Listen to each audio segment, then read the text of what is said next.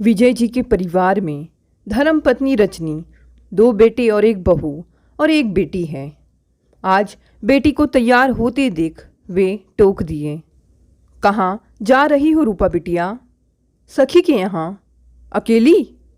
भैया को लेती जाओ, ना हो तो कल चली जाना।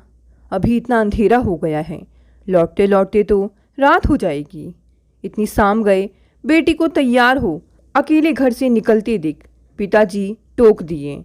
रूपा कोई जवाब दिए बिना पलटी और पांव पटकते हुए अंदर चली गई। माँ, ये पिताजी अगर इसी तरह टोका टोकी करते रहें तो हमारा तो जीना हराम हो जाएगा।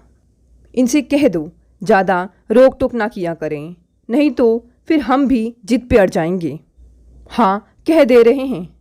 गुस्से के मारे नाक लाल करती रूपा ने माँ को आड़े हाथों लिया। हाँ ठीक है, कह देंगे, लेकिन तुम लौट काहे आई? तो क्या करती?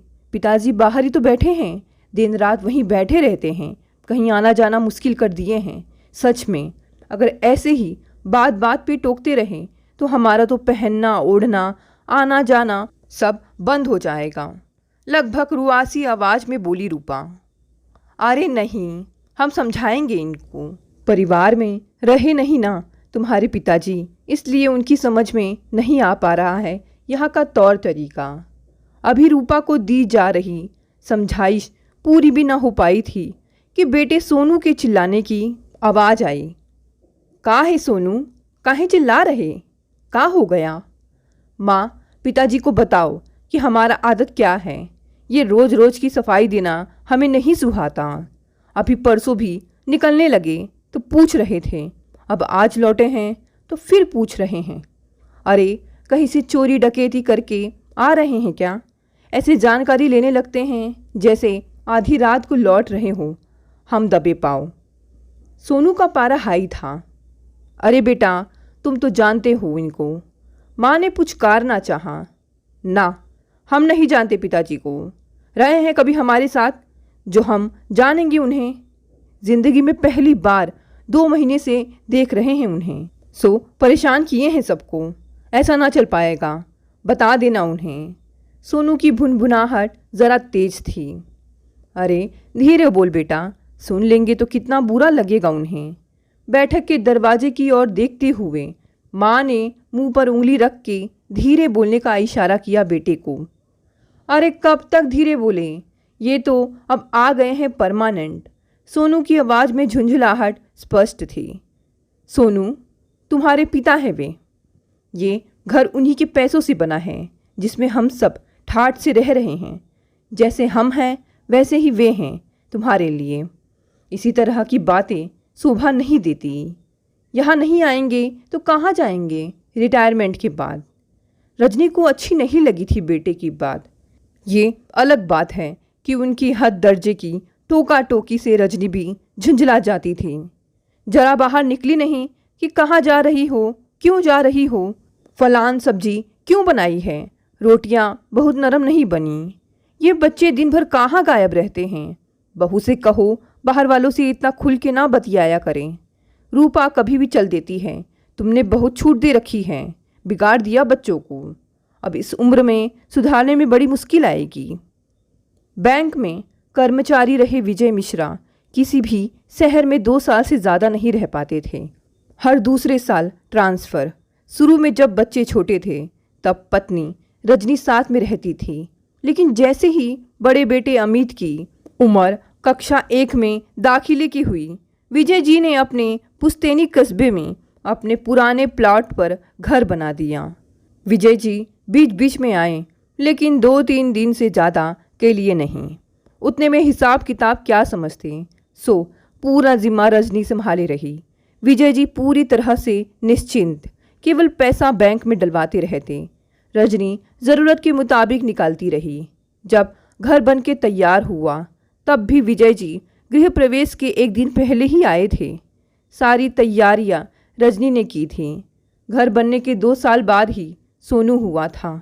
उस समय भी जेठानी आ गई थी कुछ दिनों को। विजय जी तो वही 1 या 2 दिन को ही आ पाते। रूपा के स्कूल जाने की उम्र होने पर रजनी ने पति से कहा दाखिला करवाने को। विजय जी, जो अब तक खुद रजनी पर निर्भर हो चुके थे, सुनते ही बोले, तो हम क्या करें? तुम जानो, जहाँ अमित पढ़ रहा वहीं दाखिला करवा दो। रजनी भी उनका जवाब जानती थी। जैसे सो उन्होंने भी तो मुँह छूने भर के लिए ही पूछा था। एडमिशन फॉर्म तो वे पहले ही ले आई थी। अब रूपा भी स्कूल जाने लगी थी। घर में रह जाते रजनी और साल भर का सोनू। रजनी बड़ी पापड़, अचार, स्वेटर, जाने क्या क्या बनाने में व्यस्त रहती। विजय जी हर दूसरे और आखिरी शनिवार को आते थे और सोमवार को बड़े सवेरे चले जाते थे। बच्चे केवल एक दिन उनके साथ रहते। अमित और रूपा तो उनके साथ 3-4 साल ही रहे थे, लेकिन सोनू का उनके साथ रहना नहीं हो पाया था। विजय जी जब आते तो सोनू दरवाजे के पीछे छिप जाता, उनके सामने तक ना निकलता, अजनबी निगाहों से देखता। वो गोद में लेने की कोशिश करते तो खूब जोर से रोने लगता। सोनू गोद से उतरकर दौड़कर माँ के आंचल में दुबक जाता। 2-4 महीने बाद ही विजय जी का ट्रांसफ़र लखनऊ हो गया। अब वे घर से ज़्यादा दूरी पर पहुंच गए। सो हर 15 दिन में घर आने का सिलसिला भी टूट गया। अब वे घर महीने आते, 2 दिन के लिए या फिर कोई छुट्टी पड़ने पर। बच्चे अपने इर्द गिर्द केवल माँ को देख रहे थे। खाना बनाती, कपड़े धोती, स्कूल ले जाती, रिजल्ट लेने जाती, पास होने पर मंदिर ले जाती, होमवर्क कराती, कहानियाँ सुनाती, खिलौने दिलाती, साथ में खेलती। माँ और सिर्फ माँ। सो माँ की हर बात, डांट, रोक टोक, थप्पड़ सब मंजूर था तीनों बच्चों को। लेकिन पिताजी। शाम को अमित और बहू पिक्चर देखने जा रहे थे। तख्ते पर बैठे विजय जी ने टोका, कहाँ जा रहा है अमित? अमित ने झिझकते हुए कहा, पिक्चर देखने। अरे तो अकेले क्यों जा रहे? रूपा और सोनू को भी साथ ले जाते। साथ में ले जाओ, वरना रूपा फिर अपनी सहेली के साथ अकेले ही चल देगी पिक्चर देखने। विजय जी ने आदेश सा देते हुए कहा, पिताजी हमारे पास 2 ही टिकट हैं। 2 टिकट माने? और नहीं मिलेगी अब? पहले ही बहन का टिकट लेना चाहिए था, यानी तुम उसे ले ही नहीं जाना चाहते थे। विजय जी तनतनाए, ये लो माँ, इनका नया नाटक देखो। बेचारी भाभी जन्म कर्म में तो भैया के साथ निकल पाती है, उस पर हमें भी उनके ऊपर थोपना चाह रहे हैं। रूपा की बात पूरी भी नहीं हो पाई थी कि बहू छमकते हुए अंदर आ गई। आते ही पर्स एक और फेंक धम से कुर्सी पर बैठ गई। ये वही बहू है जिसने शिकायत के लिए कभी मुंह खोला ही नहीं। हंसती मुस्कुराती बहू सबके लिए हाजिर रहती। ये अलग बात है कि रजनी भी बहू पर जान न्यौछावर किए रहती थी। उसे कभी अकेली रसोई में नहीं खटने दिया। आखिर ब्याह को हुआ ही कितना समय था, कुल 2 साल ही ना। रजनी जिद करके बेटे और बहू को घूमने फिरने, शॉपिंग के लिए या फिल्म देखने भेजती। आज भी दोनों महीने भर बाद निकले थे, लेकिन विजय जी ने सब गड़बड़ कर दिया। अमित का भी मन उचट गया था। फिल्म देखने जाने से पिताजी के आने के बाद से बहू वैसे भी अब खुल के बाहर नहीं निकल पाती थी, क्योंकि पिताजी बैठक में तख्ते पर बैठे रहते या फिर बरामदे की आराम कुर्सी पर। दोनों स्थितियों में पिताजी से सामना होना ही था। सालों बाद पिता नाम के इस शख्स को अपने बीच पाके वैसे भी बच्चे उनसे बहुत आत्मीयता जोड़ नहीं पा रहे थे। ऊपर से उनकी टोका अटकी। विजय जी भी क्या करें? जब यहाँ आए अपने सामान सहित तो देखा कि घर पहले से ही सबके हिस्सों में बंट चुका है। घर में 3 बेडरूम, 1 ड्राइंग रूम, रसोई, भंडारघर और पूजा घर हैं। अमित की शादी के बाद 1 कमरा उन दोनों का हो गया। 1 कमरा सोनू और रूपा के पढ़ने सोने का। ये अलग बात है कि दोनों ही अलग अलग समय पर पढ़ते सोते थे, सो हमेशा लड़ते रहते थे। रूपा कई बार कह चुकी थी कि उसे अलग कमरा चाहिए। एमकॉम का अंतिम साल है, रिजल्ट खराब नहीं कर सकती इस सोनू के चक्कर में। खैर, पिताजी के साथ काफ़ी सामान आया था, जबकि उनका कहना था कि आधे से ज़्यादा सामान तो वे रामू को दे आए हैं। फिर भी एक नया कूलर, खूब बड़ी बड़ी 2 अलमारियाँ, बर्तनों का एक लोहे वाला बक्सा, 2 बक्से भर की किताबें, 3 सूटकेस उनके कपड़ों के। जो कमरा उनका कहलाता था वो पहले ही घर भर के अतिरिक्त सामानों से भरा पड़ा था। केवल एक तख्ते की जगह थी उस कमरे में, अब तो कहना ही क्या। विजय जी की अलमारियां और सूटकेस किसी प्रकार अटाए गए वहाँ। माँ ने तख्ते निकाल के बैठक में डलवा दिया और खुद अपने लिए फोल्डिंग पलंग डाल दिया, क्योंकि उसी के लिए जगह बची थी वहाँ। पिताजी का इंतज़ाम बैठक में किया गया, उनके लिए यही जगह बची थी। पति से ये कहते हुए रजनी थोड़ी हिचकिचाई भी, लेकिन क्या करती, कहना तो था ही।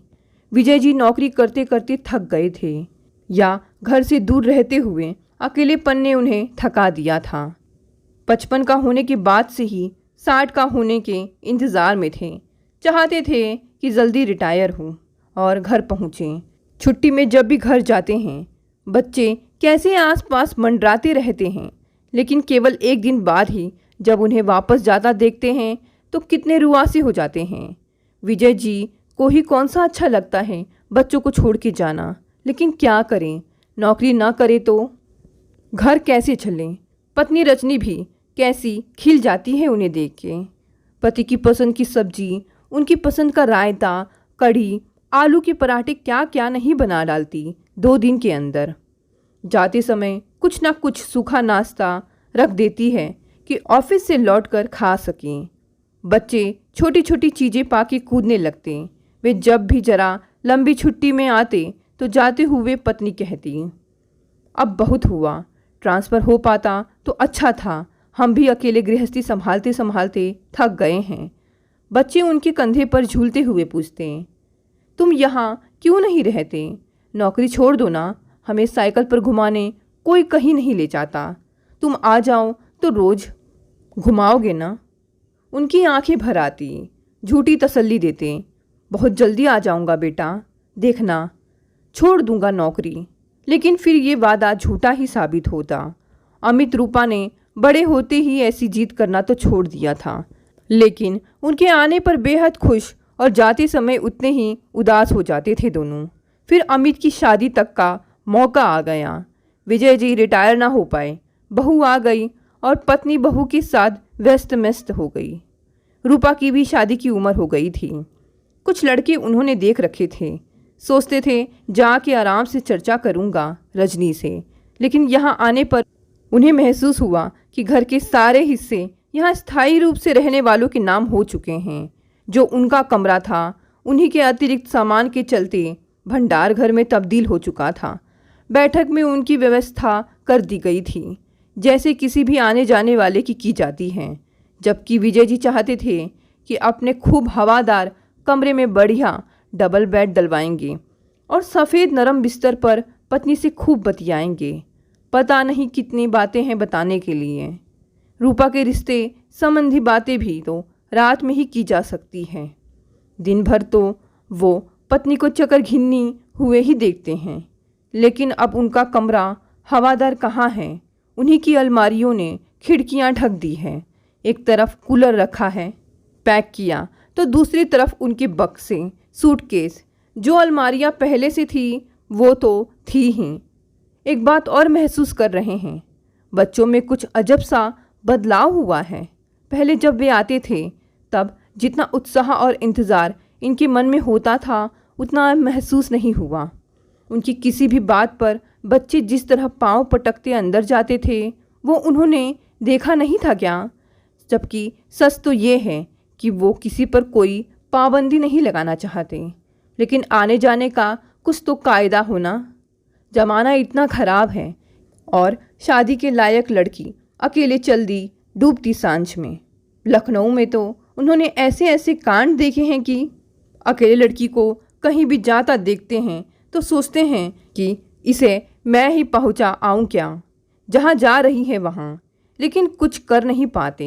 यहाँ का माहौल वैसा नहीं है, लेकिन अब माहौल की भली चलाई। अब क्या हो जाए कोई जानता है क्या? लेकिन कल रूपा का पैर पटकते जाना और फिर सोनू की बातें, वे अपनी सफाई देने कमरे के दरवाजे तक पहुँचे ही थे कि उन्हें सोनू की आवाज़ सुनाई दे गई थी। क्या कह रहा था वो भी कट के रह गए थे वे। परिवार के मनों में उनके लिए क्या जगह है, इस बात का अंदाज़ा भी हो गया था उनको। उन्हें लगा था सब बहुत प्यार से हाथों हाथ लेंगे, लेकिन यहाँ तो प्यार तो दूर, इज्जत का सुराग भी नहीं मिल रहा। रात को तख्ते पे लेटे तो उन्हें लखनऊ की उस कोचिंग की याद आ गई जो बैंकिंग सेवाओं के लिए कोचिंग देती थी। कितनी मनुहार की थी उसके संचालक ने। 20,000 दे भी रहे थे। कम नहीं है अकेले आदमी के लिए 20,000। अभी बुढ़ापा नहीं आया है जो बैठ जाएं असक्त होके। पेंशन घर के खर्चे के लिए काफ़ी है। फिर अमित भी है अब तो जिम्मेदारी उठाने के लिए। विजय जी ने तय कर लिया था वे कल ही कोचिंग के संचालक को फ़ोन करके अपनी सहमति दे देंगे। सुबह वह बहुत फ्रेश मूड से उठे थे। नाश्ता करके अपनी अटैची जमा रहे थे। रजनी ने अजरत से देखा। अब कहाँ जाने की तैयारी है? अटैची काहे लगा रहे हैं? विजय जी ने मुस्कुराते हुए पत्नी को देखा। अरे जानती हो वो कोचिंग वाले हैं ना, पीछे पड़े हैं। कोई बहुत मेहनत का काम भी नहीं है, कुल 4 घंटे की नौकरी है, पैसा भी अच्छा दे रहे हैं। इधर 2 महीने से बेकार पड़े पड़े जंग ही लग गई हाथों पैरों में। सोचता हूँ कि चला जाऊँ, छुट्टी छुट्टी आता रहूँगा। तुम चाहो तो चलो साथ में, यहाँ बच्चे अब सब समझदार हो गए हैं। पति के दोबारा जाने की खबर से रजनी उदास तो हो गई, लेकिन दुखी नहीं। बच्चों के व्यवहार से वे भी दुखी थी। पति के लिए कोई गलत बोले ये भी उन्हें पसंद नहीं, और बच्चों की आज़ादी में वे खलल पैदा करें ये भी उन्हें पसंद नहीं। तो ऐसे में पति का दोबारा नौकरी करना उन्हें अखर नहीं रहा था। लेकिन खुद साथ चलने की बात पर बोली। साथ कैसे चलेंगे हम? अभी रूपा है, सोनू है, बहू भी तो है, सब छोटे ही समझो। हाँ, रूपा के लिए अच्छा रिश्ता जरूर देखते रहना। जाते हुए विजय जी ने पूरे घर पर नज़र डाली और पत्नी से बोले, देखो रजनी, सबका ख्याल रखना और परेशान ना होना। जब जी चाहे आ जाना, मैं आता ही रहूँगा। एक बात और, अगली बार मेरा इंतज़ाम मेरे कमरे में ही करना ताकि कुछ दिन टिक सकूं। बैठक में तो मेहमान नवाजी की जाती है, सो कर ली। पिता के जाने से बच्चे उदास थे या निश्चिंत, रजनी समझ नहीं पाई। हाँ, उन्होंने ज़रूर बैठक में आके लंबी सांस ली, पता नहीं राहत की या उदासी की। दोस्तों, ये कहानी यही समाप्त हो गई। अगर यह कहानी पसंद आई तो इसे लाइक, शेयर और कमेंट भी करें। साथ ही साथ अगर आप नए हैं तो चैनल को भी सब्सक्राइब कर लें ऐसी और भी कहानियाँ सुनने के लिए। धन्यवाद दोस्तों, मिलते हैं अगली नई कहानी से।